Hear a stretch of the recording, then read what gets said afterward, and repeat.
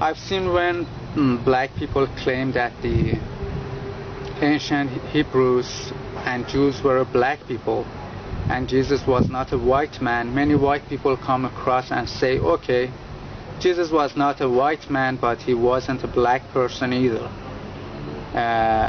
because he was from the Middle East, and therefore, according to them, he must have looked like Arabs.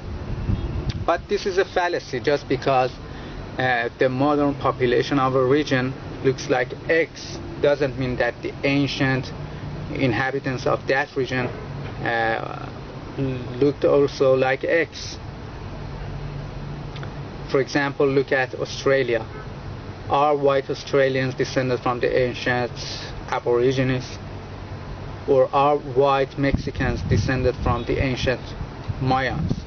Of course not. The Middle East is the most melting pot region of the world.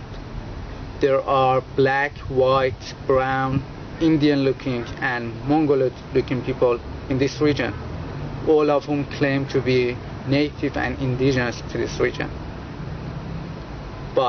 And for example, in Arabs, there are black, white, and mixed, the so-called brown Arabs, all of whom claim to be the real Arabs. But which of them is the real Arab? The black one, the white one, or the brown one? The same goes for Iran. There are many different ethnic groups in Iran. There are Mongoloid-looking Turkmens, there are Indian-looking Baluch, there are native blacks, there are white-looking Turks, there are mixed-looking Kurds and Lurs. Which of them is the true Iranian? And unlike what the believers of the Indo-European hoax claim, the white-looking people in this region are not descended from the ancient mythical Indo-Europeans. These people are mostly Turks or descended from Turks. For example, here in Iran, up to 40% of people are Turks, and I don't know how many of them are descended from Turks, meaning are related to Turks. And the most white-looking people of Iran are mostly Turks, but there are also Russian, Georgian, and Armenian people too living in this region. And we all know that Turks are not an indigenous people to this region. They came from southern Russia and the Central Asia in recent centuries, and they cannot be an indigenous people to this region.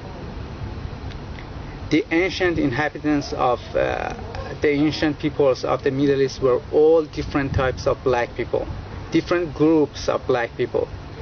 Assyrians were a black people, Persians were a black people, Elamites were a black people, and Arabs, yes, were a black people. That's why you see Assyrians have depicted themselves with curly hair, curly beard, and dreadlocks. That's why you see Persians have depicted themselves with curly hair and curly beard.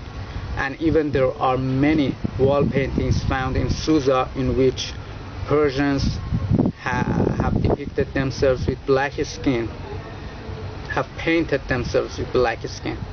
So therefore, Persians were black people, not a so-called Indo-European.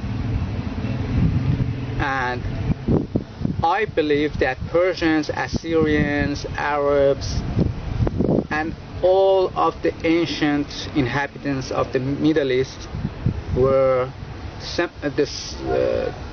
an Ethiopian type of people, the so-called Semites, an Ethiopian type of people. People like the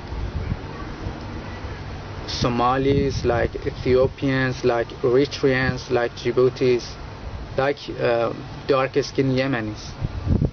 You know, they weren't a white people. Why? Because the temperature here in this city goes up to 50 degrees Celsius in summers with a high intensity and a UV index of 12. white people cannot endure this heat. They cannot tolerate this heat, so they cannot be indigenous to this region. Because we semi-white looking people cannot stand this heat.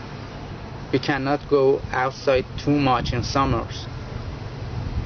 But how can white people be indigenous to this region? And I don't say this because I'm racist. As you can see, I'm not a black person, and I look mostly like whites than blacks. I just want to tell the truth that the ancient inhabitants of these regions, from Babylonians, Assyrians, Elamites, Persians, Jews, were all black. No way I forget what you done. Get what you done for my people. I won't forget what you done for